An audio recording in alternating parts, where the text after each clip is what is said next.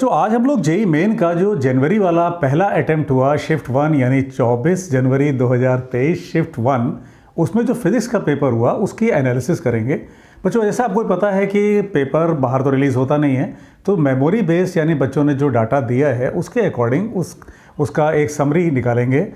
किन किन टॉपिक से कैसे कैसे क्वेश्चंस पूछे गए उनको भी ब्रीफली डिस्कस करेंगे और ये निष्कर्ष निकालेंगे कि इसका क्या इफ़ेक्ट पड़ना चाहिए जो आने वाले सेशंस हैं, यानी जो जेई मेन के जो और अटेम्प्ट्स होने जा रहे हैं आने वाले कई दिनों में, उस पर क्या असर पड़ना चाहिए, किन टॉपिक से कैसे क्वेश्चंस आने की संभावना ज़्यादा है एंड सो ऑन। बहुत सारी बातें करेंगे। Let's begin. बच्चों आप देख सकते हो बोर्ड पर दो कॉलम बने हैं, एक तरफ ये क्लास 11th है, क्लास 12th है। टोटल 30 क्वेश्चंस आए थे, लेकिन चूंकि अपने पास 28 क्वेश्चंस का डाटा अवेलेबल हो पाया, 2 क्वेश्चंस बच्चे से नहीं मिल पाया है, तो हम लोगों ने 28 क्वेश्चंस का एक रिजल्ट, एक निष्कर्ष एक निकालने की कोशिश की है। ठीक है, तो 2 क्वेश्चंस जो होंगे उसको आप एक टेंटेटिवली मान सकते हो, दोनों में एक एक होगा। तो आप कह सकते हो कि प्लस 12 से ये टॉपिक से और 11 से इन टॉपिक से क्वेश्चन आए हैं। ठीक है, स्टार्ट करते हैं बच्चों। डायमेंशन से क्वेश्चन आया था जिसमें उन्होंने मैच द फॉलोइंग वाले क्वेश्चन को बनाया, जिस पे एडवांस तो पहले क्वेश्चन बनाता था लेकिन मेन नहीं बनाता था। डायमेंशन एक आसान चैप्टर भी है, तो उससे क्वेश्चन उन्होंने प्लैंक्स कांस्टेंट एटसेट्रा रख करके मैच द कॉलम बनाया, तो एक आसान क्वेश्चन था। काइनेमैटिक्स से बच्चों, जो कि एक बड़ी यूनिट है लेकिन उससे सिर्फ एक क्वेश्चन आया, वो भी प्रोजेक्टाइल मोशन से। उसमें उन्होंने मैक्सिमम हाइट और रेंज को कंपेयर करने की बात की। आपको ये पता है कि रेंज मैक्सिमम होती है जब एंगल 45 डिग्री का होता है, उसी से रिलेट करके हाइट निकालने की बात की, यानी एक आसान क्वेश्चन था। एनएलएम से बच्चों 3 क्वेश्चंस पूछे गए न्यूटन्स लॉ ऑफ मोशन से। एक क्वेश्चन जिसमें कि पुली पर दो वो एक कंस्ट्रेंट इक्वेशन वाला जो क्वेश्चन कंसेप्ट होता है कि पुली पर से गुजरते हुए धागे का अगर एक सिरा फिक्स हो जाए तो जो दूसरा सिरा होता है उसका वेलोसिटी, एक्सीलरेशन सब डबल होता है। उस पर क्वेश्चन पूछा कि अगर वो नीचे हिट करेगा तो दूसरा जो सिरे पर ब्लॉक जुड़ा है वो कितनी मैक्सिमम हाइट लेगा। तो उसमें पहले डिस्प्लेसमेंट निकाल के, फिर वेलोसिटी निकाल के, फिर वो जो बॉल थ्रोन अप वाला कंसेप्ट होता है v²/2g वाला, वो चला के हाइट निकाल लेनी थी। एक ये क्वेश्चन एक अच्छा क्वेश्चन पूछा गया था। एनएलएम पर एक क्वेश्चन तो बहुत ही इजी आ गया, जो कि इंक्लाइंड प्लेन पर था, जिसमें simple mg sin theta minus T = ma, और दूसरा ब्लॉक ऊपर चढ़ेगा तो t minus mg sin theta = ma, वो करके आंसर निकाल लेना था। एनएलएम पर ही तीसरा क्वेश्चन था बच्चों एलिवेटर पर, जिसमें कि जब कोई व्यक्ति अगर किसी एलिवेटर में है और वो ऊपर चढ़ रहा हो तो उसका वेट बढ़ता महसूस होता है, अपेरेंट वेट, नीचे आता है तो घटता हुआ, उस पर बेस्ड असर्शन रीज़न पूछा। बच्चों ये भी एक नई बात रही, क्योंकि असर्शन रीज़न पर क्वेश्चन आ रहे हैं, इसका मतलब जो आने वाले शिफ्ट्स हैं बच्चों उनमें आपको इसकी तैयारी भी साथ साथ लेके चलनी पड़ेगी। वर्क पावर एनर्जी पर सिर्फ एक क्वेश्चन आया और वो भी एलिमेंट्री कंसेप्ट पर ही था। ये पूछा गया कि एक ब्लॉक है और 5 सेकंड बाद उसकी काइनेटिक एनर्जी दे दी गई और फिर आपसे फोर्स एक्सीलरेशन की बात की जा रही थी, यानी आपको v = u+at बैठा लेना था और हाफ mv² जो डाटा दिया था वहाँ से v निकल आता, और v निकल आता तो f या a जो भी मांगा जा रहा है वो निकल आता। आसान क्वेश्चन था बच्चों, अभी तक आप देख सकते हो क्वेश्चन आसान है। इलास्टिसिटी पर बच्चों एक क्वेश्चन आया जिसमें, जो कि यंग्स मॉडुलस से रिलेटेड था। यंग्स मॉडुलस का बेसिक फार्मूला बैठाना था वहाँ, stress by strain, force per unit area upon change in length bye original length, पूरा डाटा उसमें दिया हुआ था, वहाँ सिर्फ चेंज इन लेंथ निकालना था। इलास्टिसिटी से बच्चों जो क्वेश्चन था वो ईजी था, फार्मूला बेस ही था। सिंपल हार्मोनिक मोशन से एक क्वेश्चन आया जिसमें, जो कि जो SCB बुक की एक्सरसाइज है उसमें भी है कि 2 स्प्रिंग्स लगी हैं और बीच में एक ब्लॉक है, तो बच्चों वहाँ स्प्रिंग्स का पैरेलल कम्बिनेशन ले लेना था और वहाँ से फिर टाइम पीरियड 2π√m/k वाला फार्मूला चला के निकाल लेना था। एक आसान क्वेश्चन था वो भी। वेव से बच्चों सिर्फ एक क्वेश्चन आया, साउंड वेव को, स्टेशनरी वेव को क्वेश्चन ने, एग्जामिनर ने कहीं टच नहीं किया। अभी आगे बच्चों हम लोग ये बात भी करेंगे कि जिन टॉपिक्स को क्वेश्चन ने नहीं टच किया, या कह लो इस एग्ज़ाम ने नहीं टच किया, वो कौन से टॉपिक्स हैं और वो आने वाले शिफ्ट्स के लिए, वो आने वाले जो एग्ज़ाम्स हैं जेई मेन के, उनके लिए कैसे इंपॉर्टेंट है, अभी हम लोग उसकी बात भी करेंगे, इसलिए ध्यान से पूरा वीडियो ध्यान से देखो। वेव में सिर्फ एक क्वेश्चन पूछा उन्होंने, इक्वेशन दे करके वेव वेलोसिटी मांग ली। बच्चों वो एक बेसिक फार्मूला होता है v = ω/k वाला, जो कि λ/T भी आप कहते हो, या ω/k के कहते हो, उसको बस रख देना था। वो फार्मूला चाहे साउंड की बात करें, चाहे लाइट की, चाहे ट्रांसवर्स वेव, सब पे चल जाता है। रोटेशन मोशन में एक ज़रूर थोड़ा सा उन्होंने क्वेश्चन को कॉम्प्लिकेट करने की कोशिश की, लेकिन आसान क्वेश्चन ही था, जिसमें रेडियस ऑफ गायरेशन मांगा गया। सॉलिड स्फीयर का 2/5 mr², आपको उसका रेडियस ऑफ उसका मोमेंट ऑफ इनर्शिया लेना था। फिर पैरेलल एक्सिस थ्योरम चला करके जिस एक्सिस के अबाउट मांग रहे थे उसको लेना था, और दोनों को निकाल के यानी टोटल करके फिर उसको m² के बराबर कर देना था। k निकला था यानी रेडियस ऑफ गायरेशन निकला था। ग्रेविटेशन में उन्होंने पूछा अर्थ के सरफेस पर अगर आपको वेट पता है तो आप कुछ ऊंचाई पर आप बताओ।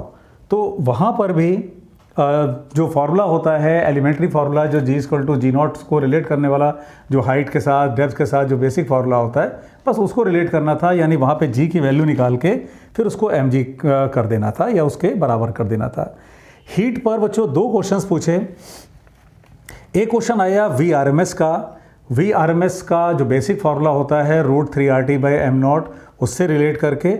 और फिर क्वेश्चन ने आपसे बच्चों ये भी क्वेश्चन असर्शन रीजन का था, इसमें चेंज इन काइनेटिक एनर्जी और प्रेशर की बात की गई, यानी जो बेसिक फार्मूले होते हैं जो काइनेटिक थ्योरी के, उसी से रिलेटेड ये क्वेश्चन भी था, आसान था।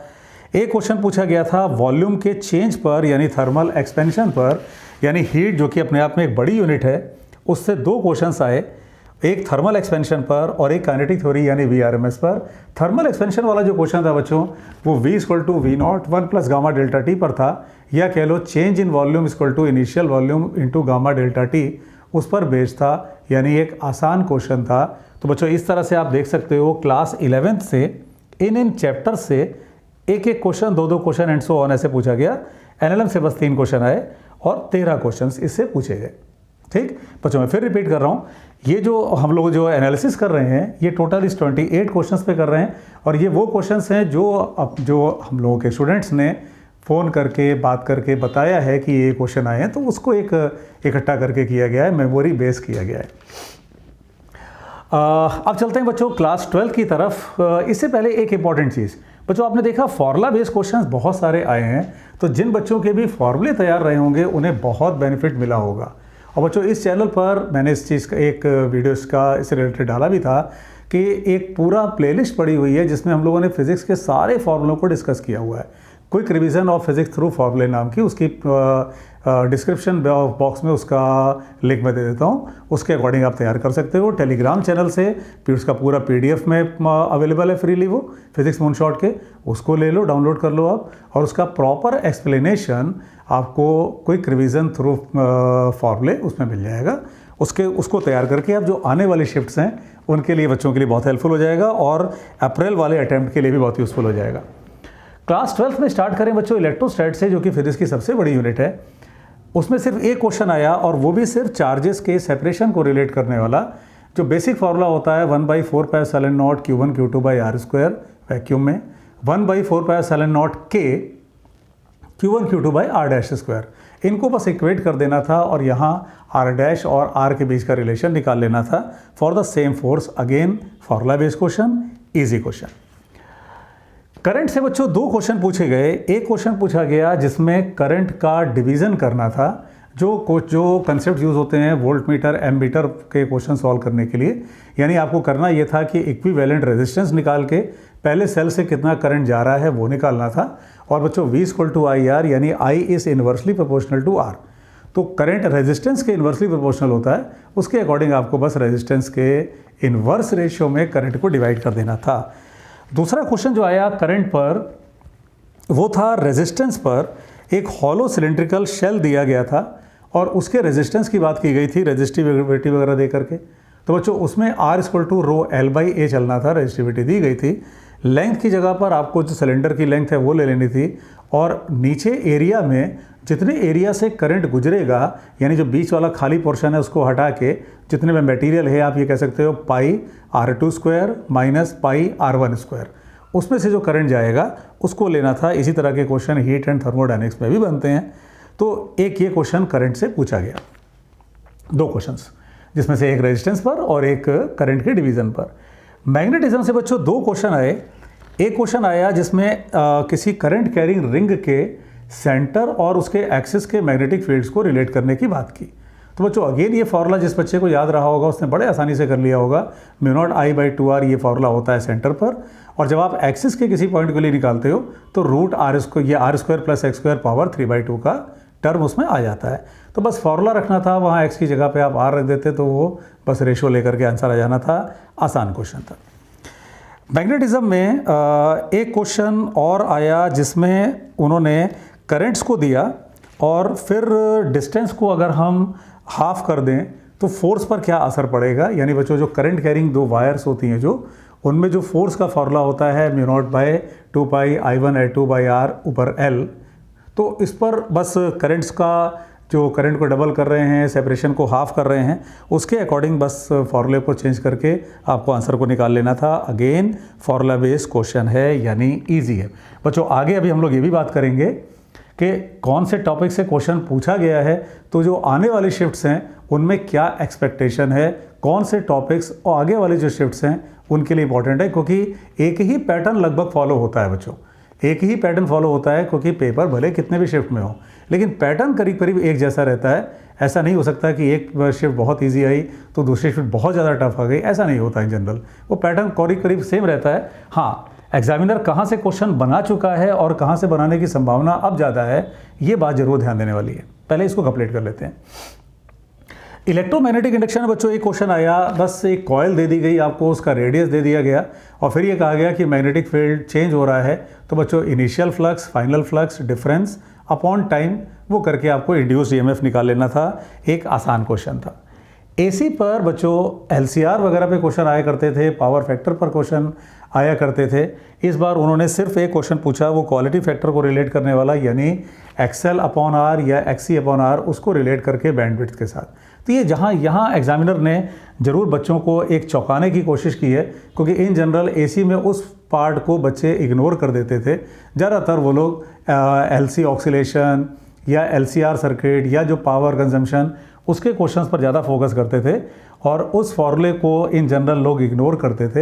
एग्जामिनर ने उसी का फ़ायदा उठाने की कोशिश की है, उसी में आपको कंफ्यूज करने की कोशिश की है। तो यहाँ पर ये हुआ। रे ऑप्टिक्स से बच्चों सिर्फ एक ही क्वेश्चन आया, उसमें एक प्लेन कॉन्वेक्स लेंस और एक प्लेन कॉन्केव लेंस दे करके फिर आपसे पूछ लिया गया कि फोकल लेंथ क्या है या किसी उसकी इमेज कहाँ बनेगी। तो करना उसमें बस ये था, जो बच्चों इक्विवेलेंट निकालने का जो लेंस को इक्विवेलेंट निकालने का जो फार्मूला होता है 1/f1 + 1/f2 + d/f1f2 वाला फार्मूला जो था, उसको बैठा करके इक्विवेलेंट फोकल लेंथ निकाल लेनी थी और फिर 1/v - 1/u = 1/f बैठा करके v निकाल लेना था। ये तो बात हो गई भाई किसकी, रे ऑप्टिक्स की। बच्चों एक चीज़ और ध्यान दो, ऑप्टिकल इंस्ट्रूमेंट्स को क्वेश्चन ने टच ही नहीं किया, एग्जामिनर ने टच ही नहीं किया। सबसे बड़ा चौंकाने वाला काम किया है एग्जामिनर ने वेव ऑप्टिक्स में। बच्चों वेव ऑप्टिक्स पे in general Young's double slit से क्वेश्चन आया करते थे, डिफ्रैक्शन से क्वेश्चन आया करते थे, पोलराइजेशन से न्यूमेरिकल आया करती थी। वेव ऑप्टिक्स में एग्जामिनर ने सिंपल ब्रूस्टर्स लॉ को ही पूछ लिया है आपसे, बस थोड़ा डाटा इधर उधर करके उसने खाली ब्रूस्टर्स लॉ को ही मांग लिया। यानी यहाँ भी एग्जामिनर ने वही कोशिश की है जो एसी में किया, यानी ऐसा फार्मूला जिस पर बच्चों का ध्यान नहीं जाता है उस पर उसको चौंकाने की कोशिश की है। तो ये वेव ऑप्टिक्स का बच्चों ब्रूस्टर्स लॉ में फार्मूला आ गया था, क्वेश्चन आ गया था। कम्युनिकेशन सिस्टम पर जो बैंडविड्थ वाले जो क्वेश्चन होते हैं, मॉड्यूलेशन वाला क्वेश्चन आया है, यस मॉड्यूलेशन। तो मॉड्यूलेशन का क्वेश्चन आया, ये पहले भी उसी टाइप के क्वेश्चंस आते थे, यानी कम्युनिकेशन सिस्टम में एग्जामिनर ने कोई बहुत बड़ा चेंज नहीं किया है, वो बस जिसको फार्मूला याद रहा होगा वो कर ले जाएगा, क्योंकि ये जो दोनों चैप्टर्स हैं इनमें बहुत ज़्यादा वैरायटी ऑफ क्वेश्चंस नहीं फ्रेम होते, फार्मूला बेस्ड क्वेश्चन ही जनरल फ्रेम होते हैं। इसी तरह से इलेक्ट्रोमैग्नेटिक वेव्स में भी, क्योंकि बहुत ज़्यादा उसके पास अपने नए कुछ कंसेप्ट्स नहीं होते हैं, वही इलेक्ट्रोस्टैट्स और मैग्नेटिज्म के जो कंसेप्ट्स कुछ एक हैं उन्हीं को मिला करके पूरा चैप्टर बन जाता है, बहुत ज़्यादा कंसेप्ट इसमें नहीं है। तो बेसिक जो फार्मूला होता है वेलोसिटी ऑफ लाइट का E/b और उसको रिलेट कर दिया ω/k से, वहीं से एक फार्मूला पूछ लिया गया। मॉडर्न फिजिक्स के बच्चों 4 क्वेश्चन पूछे एग्जामिनर ने। एक क्वेश्चन तो पूछा फोटो इलेक्ट्रिक इफेक्ट का, जो कि थ्योरी बेस्ड था बच्चों, बड़ा इजी क्वेश्चन था वो भी, कि जो इंटेंसिटी ऑफ लाइट होती है वो करंट से रिलेट होती है और जो स्टॉपिंग पोटेंशियल होता है वो फ्रीक्वेंसी से रिलेट होता है। थ्योरेटिकल क्वेश्चन पूछ लिया, आसान था। फिर एक क्वेश्चन पूछा इस पर रेडियो एक्टिविटी में। तो रेडियो एक्टिविटी में बच्चों जो अल्फ़ा बीटा, आपको ये पता है अल्फ़ा निकलेगा तो 4 मास नंबर घटेगा, 2 एटॉमिक नंबर घटेगा। इसी तरह बीटा में क्या है, गामा में तो कोई चेंज होता ही नहीं है एटॉमिक मास नंबर में। तो वो बस रिलेट करके आपको फाइनल जो प्रोडक्ट था वहाँ तक पहुँच जाना था। वो भी एक ईजी क्वेश्चन ही था। फोटो डायोड पर बच्चों पहले कई बार क्वेश्चन आ चुका है। जेईई मेन का ये बड़ा एक फेवरेट टॉपिक रहा है, इस पर बार बार क्वेश्चन पूछे हैं उसने, तो उसको फिर रिपीट किया, फोटो डायोड को रिवर्स बायस कंडीशन। और एक क्वेश्चन और आया है जो कि किस पर बेस्ड है, यस, न्यूक्लियर डेंसिटी और डेंसिटी ऑफ वाटर पे। इस पर बच्चों अगर कोई स्टूडेंट कैलकुलेशन में जाके फंसेगा तो क्वेश्चन बड़ा लेंदी हो जाएगा। और किसी ने अगर ट्रिक का इस्तेमाल किया बस कि न्यूक्लियर डेंसिटी 10 की पावर 17 होती है और डेंसिटी ऑफ वाटर आपको 10 की पावर 3 पता था, बस उसका रेशियो ले करके आपको एडजस्ट कर लेना था, यानी एक आसान क्वेश्चन था ये। हाँ, अगर आप इसकी एग्जैक्ट कैलकुलेशन में जाएंगे तो फंसेंगे। तो बच्चों इस हिसाब से अगर हम इस 28 क्वेश्चंस पर जो अपने को मेमोरी बेस जो स्टूडेंट से मिले हैं अभी तक, उनके अकॉर्डिंग देखा जाए तो 12th से इतने क्वेश्चंस आए हैं और 11th से इतने क्वेश्चंस आए हैं। अब इसका क्या निष्कर्ष निकल सकता है और इससे क्या बेनिफिट या क्या एक अंदाज़ा लग रहा है जो आने वाले सेशंस होने वाले हैं जेईई मेन के और जो उसमें शिफ्ट्स होने वाली हैं उसमें। बच्चों आप ये देख सकते हो कि 11th और 12th में ऑलमोस्ट उन्होंने सेम बांट रखा है। तो आप ये नहीं कर सकते हैं कि किसी भी एक साल को आप कम इंपॉर्टेंस दें, ये नहीं कर सकते। तो आपको इंपॉर्टेंस दोनों को एक जैसी देनी होगी। अब असर्शन रीज़न जो कि इन जनरल मेडिकल में या फिर जेईई एडवांस पूछता था, उसको जेईई मेन ने पूछा है, तो आपको उसकी भी प्रैक्टिस करनी चाहिए। अब जेईई मेन में भी पूछा जा रहा है वो बच्चों, स्पेशली जिन बच्चों का आगे अटैम्प्ट है अभी और जिनको अप्रैल वाला देना है, जिन बच्चों का आज ये अटैम्प्ट हो चुका है उनको भी अप्रैल वाला अटैम्प्ट देना है, तो उसमें भी ये चीज़ यूज़फुल होगी। तो असर्शन रीज़न और जो मैच द कॉलम है उसकी तैयारी ज़रूर करनी है। ऐसे कुछ टॉपिक्स बच्चों जिनसे क्वेश्चंस नहीं पूछे गए हैं, यहाँ से स्टार्ट करते हैं। डायमेंशंस में तो क्वेश्चंस की बहुत ज़्यादा वैरायटी नहीं बनती है, वो तो जो कुछ एक किसी क्वांटिटी के टर्म्स में दूसरी क्वांटिटी को दिखाओ, आप डेंसिटी को दिखाओ, surface tension, frequency, volume etcetera के टर्म्स में, तो उस तरह के क्वेश्चन पूछे जा सकते हैं। आने वाले जो शिफ्ट्स हैं बच्चों, हम लोग बात करने चल रहे हैं एक बहुत ही इंपॉर्टेंट बात कि किस तरह के क्वेश्चंस आने वाले शिफ्ट्स में आपको मिल सकते हैं जिनकी आपको तैयारी करनी चाहिए। क्योंकि अक्सर ऐसा देखा गया है कि जिस टॉपिक को एग्जामिनर ने किसी एक शिफ्ट में छोड़ दिया जेईई मेंस में, उसको वो आगे वाले मेंस के जो अटैम्प्ट्स हैं, शिफ्ट्स हैं, उनमें पूछ सकता है। तो आपको उन चीज़ों का ध्यान देना होगा। काइनेमैटिक्स बच्चों एक बड़ा टॉपिक है, उसमें सिर्फ प्रोजेक्टाइल में पूछा गया है, तो पूरा जो लीनियर मोशन का जितना कंसेप्ट है वो इम्पॉर्टेंट है, specially projectile on inclined plane, ये इसमें और ज़्यादा इंपॉर्टेंट हो जाता है। या जो रेडियस ऑफ कर्वेचर एटसेट्रा निकालने वाले क्वेश्चंस होते हैं वो पूछे जा सकते हैं आने वाले सेशंस में। न्यूटन्स लॉ ऑफ मोशन में बच्चों जो बाइंड फोर्स, कंस्ट्रेंट इक्वेशन वगैरह लगा के जो क्वेश्चन बनाते थे वो सब पूछे जा सकते हैं। फ्रिक्शन को क्वेश्चन एग्जामिनर ने टच ही नहीं किया है, तो फ्रिक्शन पर बहुत सारे क्वेश्चंस बन सकते हैं जो एनएलएम के और फ्रिक्शन के कॉमन क्वेश्चंस होते हैं। जो वर्क पावर एनर्जी में बच्चों क्वेश्चन ने काइनेटिक एनर्जी पर क्वेश्चन पूछ लिया इस एग्जाम ने, तो लेकिन वर्क पर और पावर पर जो वेराइटीज़ ऑफ क्वेश्चन बनते हैं वो पूछे जा सकते हैं आने वाले शिफ्ट्स में। इलास्टिसिटी वाले चैप्टर में देखा जाए बच्चों तो यंग मॉडल्स पे तो पूछ लिया है, लेकिन इसी का एक पार्ट बन जाता है जो फ्लूइड्स है, इसमें surface tension, capillary action, viscosity, Stokes law etcetera, ये पूछा जा सकता है। सिंपल हार्मोनिक मोशन में स्प्रिंग ब्लॉक सिस्टम, जो simple pendulum, physical pendulum etcetera, energy का रिलेशन, बच्चों उस पर क्वेश्चंस पूछे जा सकते हैं।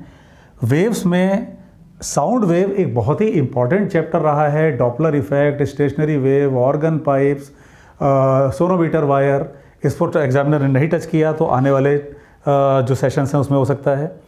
रोटेशन में moment of inertia, torque, rotational kinetic energy, कोई बॉडी जाकर के टकरा रही है तो उसके बाद एंगुलर मोमेंटम का कंजर्वेशन, उस पर क्वेश्चन आ सकते हैं। ग्रेविटेशन में बच्चों देखो तो जो ऑर्बिटल वेलोसिटी, एस्केप वेलोसिटी वाले जो पार्ट था उसको एग्जामिनर ने नहीं टच किया, इन जनरल उन्हीं पे क्वेश्चंस आते थे, रिपीट हो सकते हैं। हीट में जो कैलोरीमेट्री वाला पोर्शन है वो आइस, वाटर, स्टीम एटसेट्रा, और जो CP CV, adiabatic, isothermal process, degree of freedom, refrigerator, heat engine etcetera, बेटा इनके क्वेश्चंस आ सकते हैं आने वाले शिफ्ट्स में, क्योंकि इसमें जिसमें थर्मल एक्सपेंशन और VRMS पर क्वेश्चन पूछ लिया है, तो जो टॉपिक्स बच रहे हैं वो इम्पॉर्टेंट हो जाएंगे। इलेक्ट्रोस्टैटिक्स में तो बच्चों बहुत बड़ी वैरायटी बन सकती है। इलेक्ट्रिक फील्ड से पोटेंशियल का relation, sphere, solid sphere, hollow sphere etcetera, earthing का जो कोसेंट्रिक शेल्स हैं, बहुत सारे कंसेप्ट हो सकते हैं। करंट में ammeter, voltmeter, potentiometer, power, charging and discharging of capacitor, उन पे क्वेश्चंस फ्रेम हो सकते हैं। मैग्नेटिज्म में जो सर्कुलर पाथ पे घूमता है साइक्लोट्रॉन, या हेलिकल पाथ, या करंट कैरिंग वायर के कारण किसी पर्टिकुलर पॉइंट पर magnetic field, solenoid, circular current carrying coil etcetera, बहुत सारे क्वेश्चन बन सकते हैं, बनते आए हैं।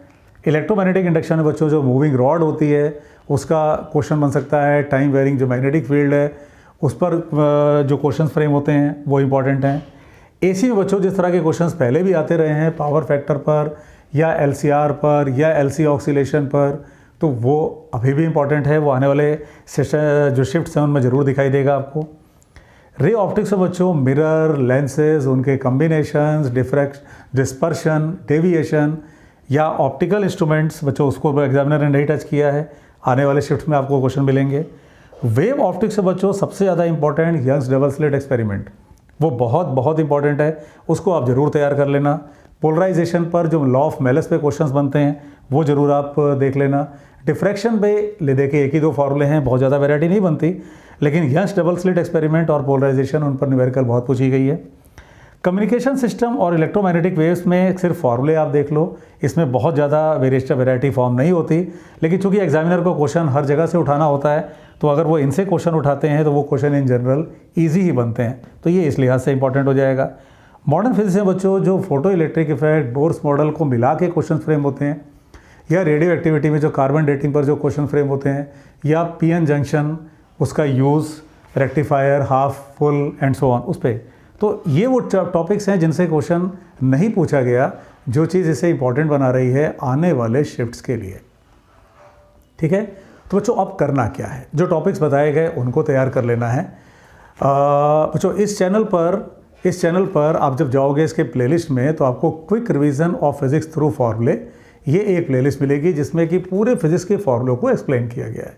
तो बच्चों उसको आप देख लो, उसका लिंक डिस्क्रिप्शन बॉक्स में दिया हुआ है, और उसका पूरा PDF फॉर्मेट वो आपको मिल जाएगा। टेलीग्राम चैनल फिजिक्स मूनशॉट का है, उसका भी लिंक डिस्क्रिप्शन में दिया है, उसको आप ले लो और उसको फ्रीली आप डाउनलोड कर सकते हो। बच्चों इस चैनल के साथ भी जुड़े हुए रहो, सब्सक्राइब करके रखो, नोटिफिकेशन ऑन रखो। इस चैनल पर इस तरह की बहुत सारी एक्टिविटीज़ चलती रहती हैं। इसके कम्युनिटी बॉक्स में जो क्वेश्चन पोस्ट किए जाते हैं उनका proper explanation, video solution with concepts वो लोड किया जाता है टेलीग्राम चैनल पर, तो आप इसके साथ में जुड़े हुए रहो। बच्चों आप प्रिपरेशन कर रहे हैं, तो आप कहीं भी, चाहे ऑनलाइन ऑफलाइन कहीं भी कर रहे हो, तो आपको डाउट्स आते हैं, उन डाउट्स को आप फ्रीली क्लियर कर सकते हो फिजिक्स मूनशॉट के ऐप पर। उसको बच्चों को डाउनलोड कर लो, और डाउनलोड करके उसके चैट सेक्शन में जाके आपका जो भी डाउट है फिजिक्स से रिलेटेड, आप उसको, चाहे उसकी फ़ोटो, चाहे उसको ऑडियो फॉर्म में आप उसको बता दो, या किसी कंसेप्ट में डाउट है तो उसका आपको प्रॉपर सोल्यूशन उस पर भी मिलेगा। ठीक है, तो बच्चों अब ठीक है, ये पेपर हो गया, आगे के पेपर के लिए प्रिपरेशन करना है, और जिनका आगे का अटैम्प्ट है, अभी आने वाले दिनों में एग्ज़ाम होना है, उसमें जितनी बातें इसमें बताई गई उनका यूज़ करो और एक बढ़िया रैंक से selection low. Keep studying, God bless you.